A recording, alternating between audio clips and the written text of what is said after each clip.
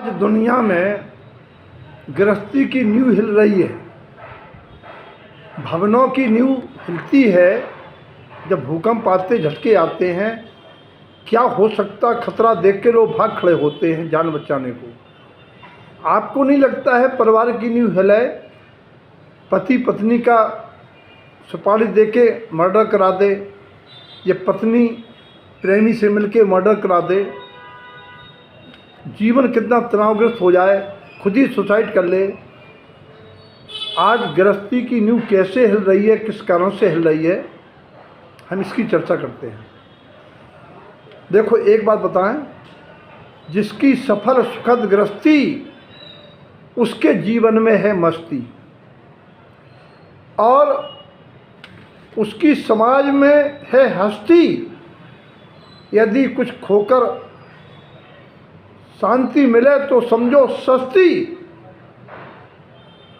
समय देके, पैसा खर्च करके, नुकसान सह के, समर्पण करके अगर शांति मिलती है तो है बहुत सस्ती, क्योंकि शांति पैसे से नहीं मिलती। ये तो है चुगलखोरों की बस्ती। उस दुनिया में नींव हिल रही है तो सुनना पड़ती है फिरका परस्ती, और अपनी जीवन नैया और डूब जाती भावों में अपनी जीवन किस्ती। इसीलिए भैया अपना जो जीवन है गृहस्थी का बड़ा मजबूत बनाओ। क्यों हिलती है गृहस्थी की नींव? पहला बिंदु हम बताएं, पीहर वालों की अनावश्यक दखलंदाजी। दामाद जी, लाला जी कब आए थे, क्या करते हैं, कितना कमाते हैं, खर्च देते हैं नहीं देते हैं, क्या बनाते हो, क्या चॉइस है, जल्दी सो जाया करो। हमने दहेज दिया था 20 लाख इसलिए कि आराम करा करो, नौकर रख लो, वे बड़े कंजूस हैं। ऐसे ही पति को बहकाने को उनके मताई बाप करने लगा। बहू को नहीं बताओ ना, बहू को कुछ नहीं देना है, बहू से थोड़ा छुपा के रखा करो, ज़्यादा लुगिया नहीं बनो, ज़्यादा बहू को मूड पर नहीं चढ़ाओ। तो ये दोनों पक्ष के जो मताई बाप हैं, ये आपकी परिवार की नींव को हिला के रख रहे हैं, अपने पुराने अनुभव बता रहे हैं। अरे मॉडर्न ज़माना है भैया, तुम अपने बुद्धिमानी से अपना जीवन जियो, बूढ़े लोगों के चक्कर में ज़्यादा नहीं पड़ा करो। दूसरी बात है, संस्कार विहीन लड़का हो या लड़की, अगर संस्कार नहीं है, हम देख रहे हैं आजकल तो लोग पढ़ाई के चक्कर में कोई नैतिकता, सदाचार, मूलाचार सिखाई नहीं रहे। उनमें संस्कारी रंजा कैसे बोलो, जात तुम चाय बना लो, तुम चाय बना लो, हम कमा रहे तुम भी कमा रहे, नाना प्रकार की बातें हो रही हैं, तनाव बढ़ रहा है, आपसी तालमेल नहीं है। अरे पूछ के करो, एक दूसरे सलाह लगे काम करो, राय लेके करो, बता के करो।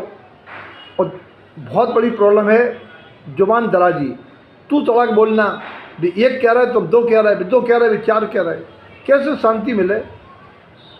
और समाज की मर्यादा भंग कर रहे हैं, समाज का डर नहीं है, ये भी कारण है।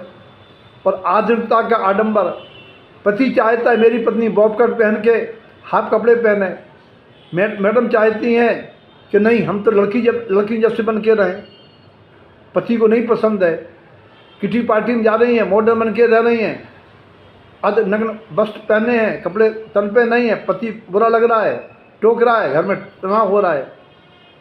झूठे ज्ञान, नौकरी का घमंड, समान मानने की भूल भी होती महिलाओं में।